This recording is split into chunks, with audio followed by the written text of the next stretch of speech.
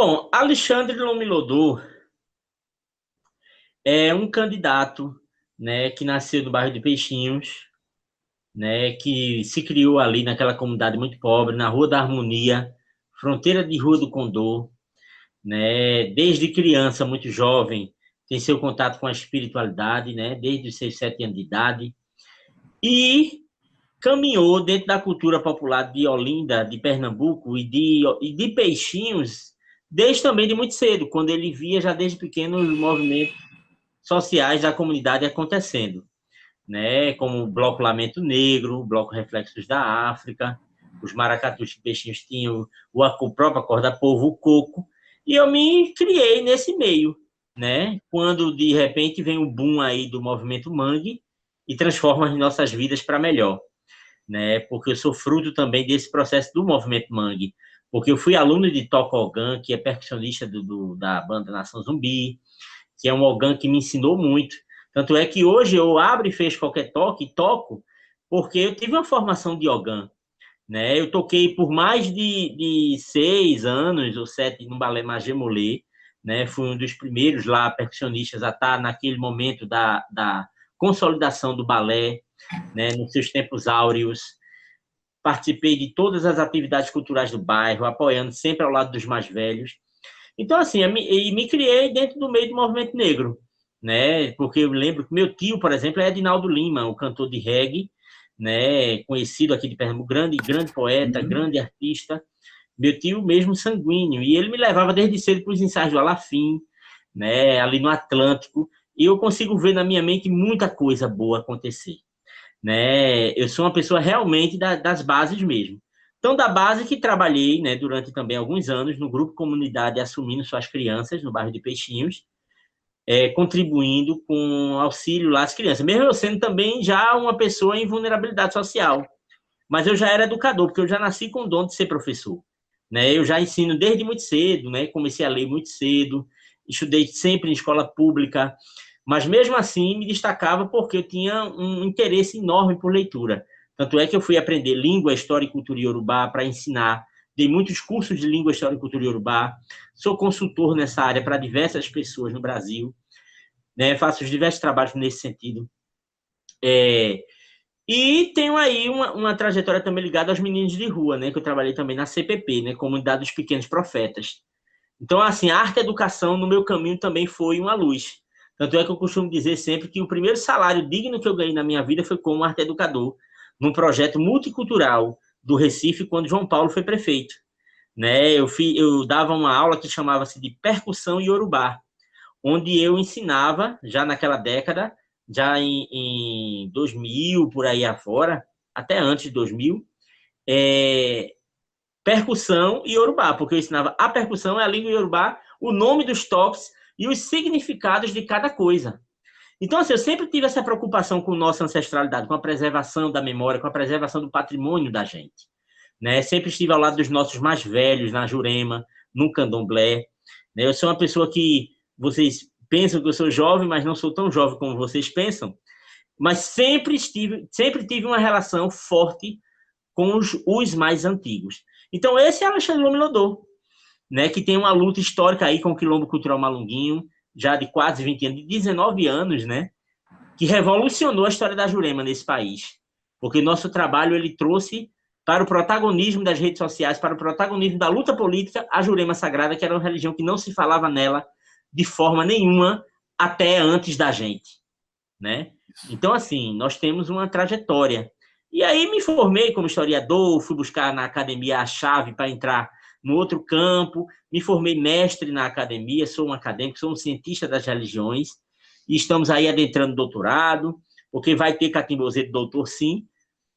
E eu sou essa pessoa, formada por esses diversos campos, por essas diversas áreas, e que sonha em lutar, em transformar nosso próprio povo, por enxergar as dificuldades históricas que nós herdamos e que nós temos que superar, né? Do qual a gente precisa da política para fazer isso, porque no movimento social eu já estou há quase 30 anos, né? Há quase 30 anos, fazendo cultura. Então, isso quer dizer, em 30 anos a gente consegue transformar pouca coisa. Alguma coisa se movimenta, mas se a gente tivesse poder e dinheiro, a gente teria muito mais caminho para fazer as coisas se realizarem. E, nesse sentido, a luta quilombola, a luta antirracista, a luta afro-indígena, ela se coloca como principal pilar da minha campanha, né? Porque ela é meio que tudo isso, né? Como eu tenho essa vivência inteira, eu quero transformar isso em políticas públicas, em leis que favoreçam o nosso povo. Bom, essa importância ela é grande demais, porque nós somos um povo em formação política. Nós não podemos dizer que temos uma convergência política entre nosso povo, porque isso se apresenta na nulidade total desde a década de 70 de vitória de alguém do povo de terreiro aqui, né? Eu sou um pesquisador da área, tenho um artigo publicado sobre o povo de terreiro e política, pré-história política do povo de terreiro, e, de fato, desde Edivaldo Ramos, que saiu candidato pela Casa de Badia, né, na década de 70, até os dias de hoje, nós não tivemos ainda, em Recife e em Pernambuco inteiro, nenhuma experiência do povo de terreiro que pudesse ser exitosa. E isso é muito triste de constatar com dados científicos, porque, de fato, ninguém ganhou. Nem Vera Baroni, que foi candidata pelo PT no ano de 2000, 2002, se eu não me engano, ela conseguiu ganhar. Ela teve uma votação excelente, né? Que foi em torno de 8 mil votos, por aí, que é uma votação excelente, né? Excelente, e ela não ganhou. E a segunda pessoa que teve votação mais expressiva, se utilizando das plataformas do povo de terreiro, que tinha dinheiro para fazer uma certa condição e não conseguiu ganhar também, foi Oscar Paz Barreto, né? Que na eleição de 2016, eu creio, para vereador de Recife, ele teve apenas 5 mil e alguns votos, deixando ele bem distante da possibilidade de ganhar pelo PT naquele ano no Recife.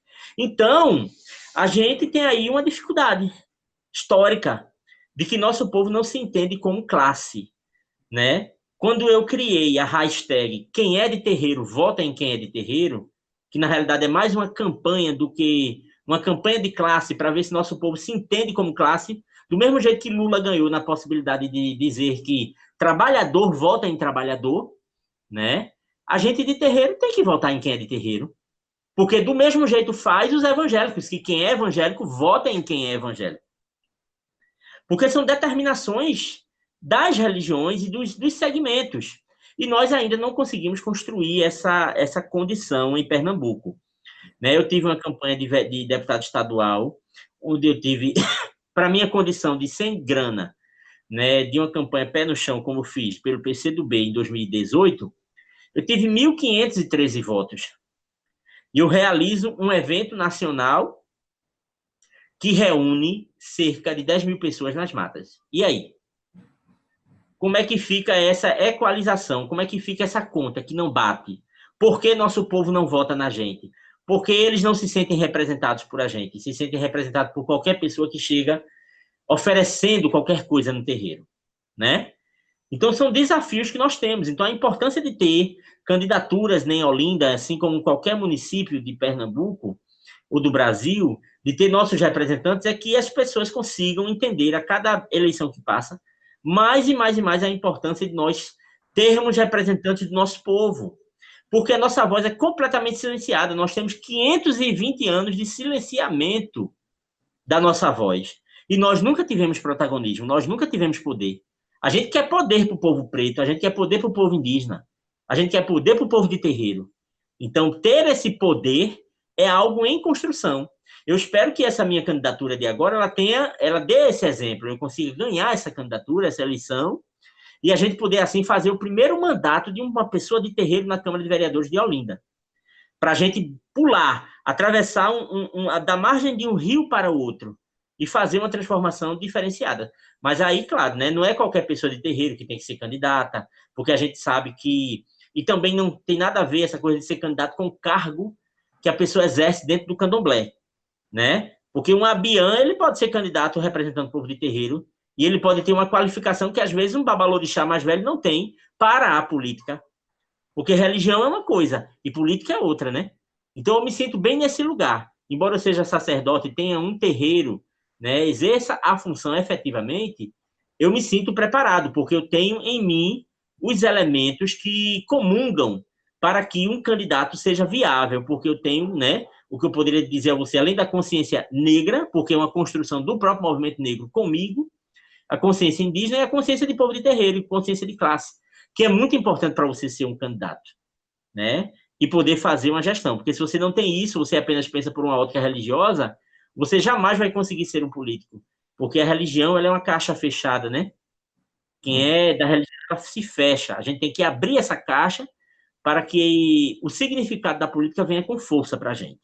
Então, por isso é importante, sim, ter pessoas como eu e como tantas outras, candidatos e candidatas a vereador. Claro que não tudo de bolo e de vez, porque se nós não conseguimos, desde a década de 70, eleger uma pessoa até hoje, tendo candidaturas especiais, como a de Paedu, por exemplo, do Alto da Sé, que foi uma das pessoas mais famosas do Brasil inteiro, e ele só teve 320 votos, 323 votos em Olinda.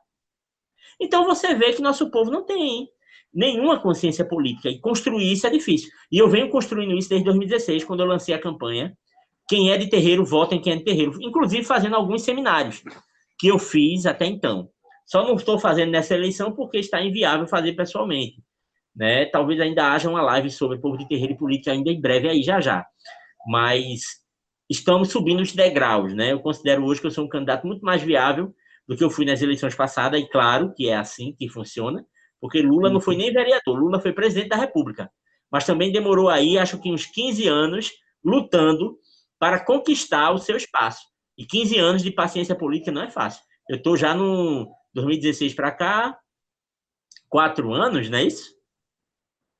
Espero não chegar aos 15.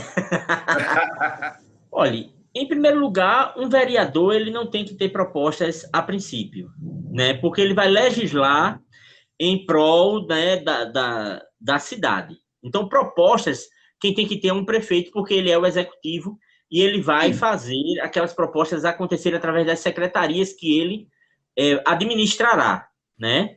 Então, o vereador ele vai servir para legislar e para fiscalizar, né, os recursos financeiros administrados pelo prefeito e pela gestão, né? Então, assim, é um papel, inclusive, de pentelho, o vereador, se ele seguisse o que é correto.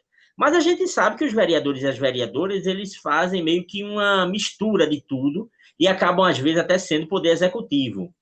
Como, por exemplo, ajudando a limpar canaletas, ajudando a fazer coisas que não é da função do vereador. A função do vereador é, inclusive, cobrar do poder público para que, com o dinheiro do erário ali, do cofre público, aquela obra ser feita através de um trâmite legal, né? Então, de certa forma, é até ilegal fazer essas obras que os vereadores fazem, embora que sejam importantes e ajudem, sim, as pessoas. Também não sou tão 100% contra. Mas quando a gente fala de vereador ou vereadora, a gente está falando de um lugar, de uma pessoa que vai criar leis. E lógico que nesse lugar de criar leis, para ajudar o município de Olinda a ser melhor, eu vou, claro, que criar leis, né, de propor leis, pelo menos, para que sejam aprovadas em votação na Câmara, que ajudem aos povos tradicionais de terreiro a saírem desse lugar de invisibilidade, que contribuam na política de promoção de igualdade racial, né, que a política de promoção de igualdade racial ela abrange todas as áreas, né, do poder público: saúde, educação, emprego, comércio, né, estrutura, saneamento básico, limpeza urbana, organização da cidade e etc. Porque quando você pensa na luta antirracista no meio desse contexto e criar leis que possam ajudar o Estado a ser menos racista nesses meios, você vai estar fazendo uma política pública ampla, né?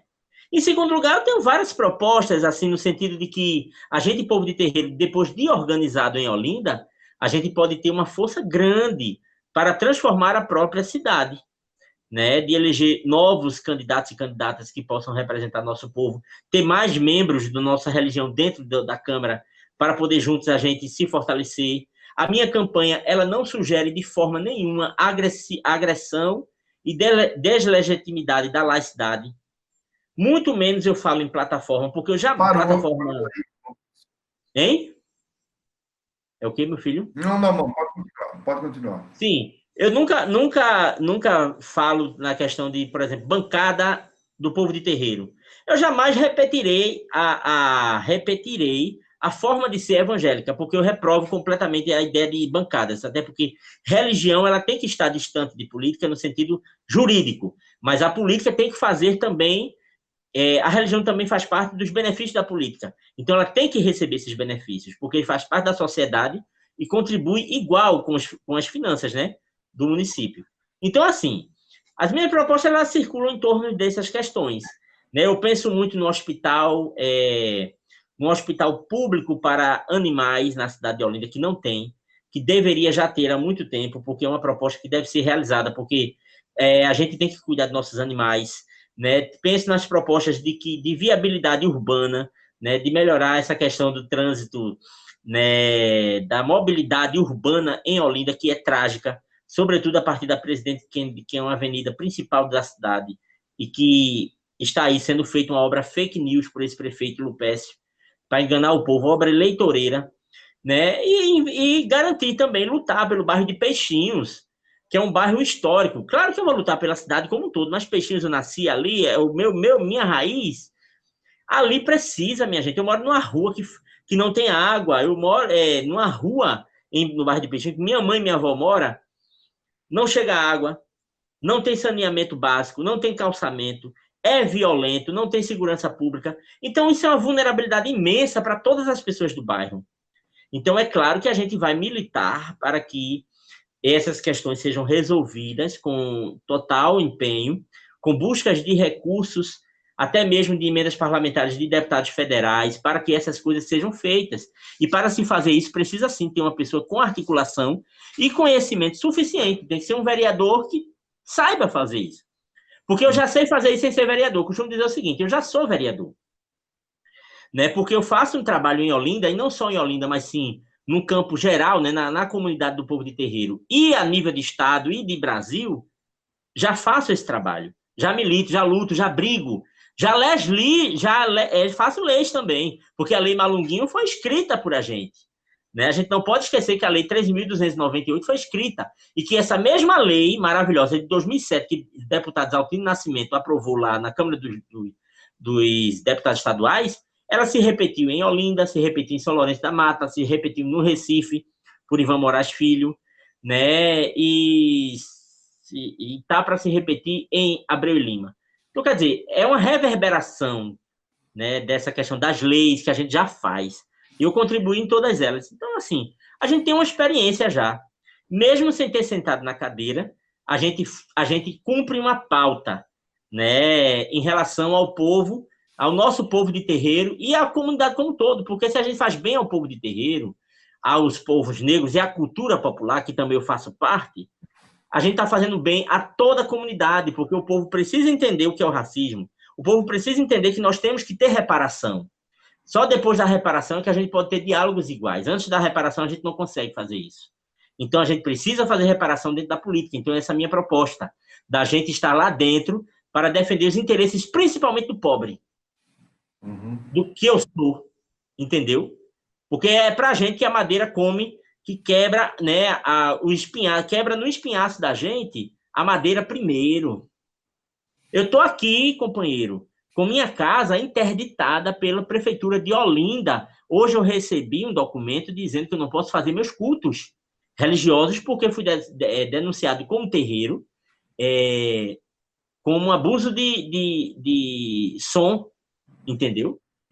Abuso sonoro, incômodo sonoro. Então, quer dizer, mesmo a gente estando amparado por leis federais, estaduais e municipais, a Prefeitura de Olinda comete esse tipo de coisa. E é claro que eu, como vereador, jamais permitiria que isso acontecesse. Eu ia lutar desde dentro, a arrancar tudo que tivesse dentro, mas não ia prosperar uma proposta desse tipo. Racista a nível institucional. Entendeu? Nosso povo não sabe nem se defender, porque nem advogado a gente consegue constituir, porque não tem dinheiro. Como é que a gente vai receber uma denúncia da conta? Né? Então, assim, são essas as minhas plataformas que pensam em Olinda como um todo, em melhorar essa cidade, deixar essa cidade mais bonita.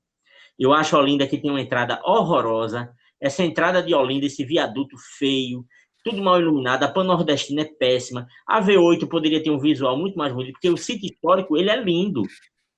Mas existem os arrebaldes desse sítio histórico que precisam ser melhor cuidados. Né? Tem os bairros, como Águas Compridas, Caixa d'Água, Aguazinha, Córrego do Abacaxi e tantos outros bairros, os altos de Olinda. A gente tem que cuidar daquelas barreiras, né? Prestar atenção, fazer o mesmo projeto que João Paulo fez no Recife, com as encostas das barreiras. Ele fez um trabalho mais revolucionário da história do Recife. Por isso ele tem que ser prefeito de Olinda. Porque o cara fez a melhor coisa que Recife poderia ter. Ele cuidou primeiro dos pobres. Ele cuidou das pessoas, cuidou da vida. Depois que João Paulo foi eleito, não se soube mais de morte por queda de barreira no Recife. E aí? Cuidou ou não cuidou da vida das pessoas? Cuidou. Então a gente precisa em Olinda fazer isso. Porque se você vai nos morros aqui, Alto Nova Olinda, os altos que rodeiam a Águas Compridas e Caixa d'Água, é um absurdo a quantidade de barreiras ainda que estão em vulnerabilidade de cair. E a gente pode ter nas próximas chuvas notícias de morte pela isenção, né, pela omissão, sobretudo, do governo de Olinda, da atual gestão. Então, eu ser vereador, quero dialogar com tudo isso. Quero dialogar com tudo isso, quero fazer todas essas pautas, mas tenho um foco especial em lidar com um povo que nunca teve política pública, que é o povo de terreiro e o povo da cultura popular. Porque nós não temos política de cultura na cidade de Olinda. Nós temos somente a política de balcão, que o cara vai lá, tenta arrumar um show e arrumar um dinheiro com o secretário que nunca dá. E quando dá um todo, dá uma besteira. Então, a gente tem que mudar essa realidade. A Olinda tem cultura ampla e precisa ter uma agenda bancada pela prefeitura de Olinda desses eventos que acontecem mensalmente na cidade. Bom, as minhas considerações finais é que nós, povo da cultura, povo de terreiro, povos das comunidades, possamos criar uma consciência política ampla que não permita mais a gente eleger pessoas que não contribuem em nada com a nossa vida, apenas porque essa pessoa nos deu alguma ajuda em algum momento. A gente precisa apostar numa renovação da Câmara dos Vereadores de Olinda. É uma Câmara retrógrada, atrasada, cheia de evangélicos. Não que eu tenha nada contra os evangélicos, mas o que eles estão fazendo lá são políticas excludentes que não estão fazendo avançar a cidade. E Olinda está parada. Olinda está parada há 4 anos. Lupé só faz inaugurar obras da gestão de Renildo Calheiros, né, que ficou para ser recursos que ficaram para ser executados. Então, assim, a gente precisa abrir o olho, a gente precisa reconstruir nossa identidade, a gente precisa se fortalecer enquanto povo, nos unir, olhar um para o outro com mais carinho, para que a gente possa fazer a nossa candidatura ser vitoriosa nas urnas, porque a gente precisa dar um salto para frente. Eu lá dentro, eu garanto, né, com certeza absoluta, que eu estarei disposto a enfrentar as pautas trazidas pela minha comunidade. Então, a gente precisa abrir esse olho, fortalecermos como povo, como gente de terreiro, como pessoas também não de terreiro, para que a gente avance juntos e faça a melhor política pública para Olinda. Né? Eu estou aqui disposto a fazer tudo, porque João Paulo eu sei que é um cara excelente, vai ser a melhor proposta para ser prefeito de Olinda, e eu vereador, porque a gente precisa tirar de lá de dentro aquele pó, aquela poeira, né, e aquelas teias de aranhas que estão atrapalhando a Olinda de se desenvolver. Olinda é patrimônio cultural da humanidade, a gente precisa fazer esse título ter real valor, né, na nossa sociedade. Por enquanto, a gente ainda não está podendo fazer isso, mas a gente vai fazer sim, com muita cultura, com muita educação, né, e com muita política de promoção de igualdade racial.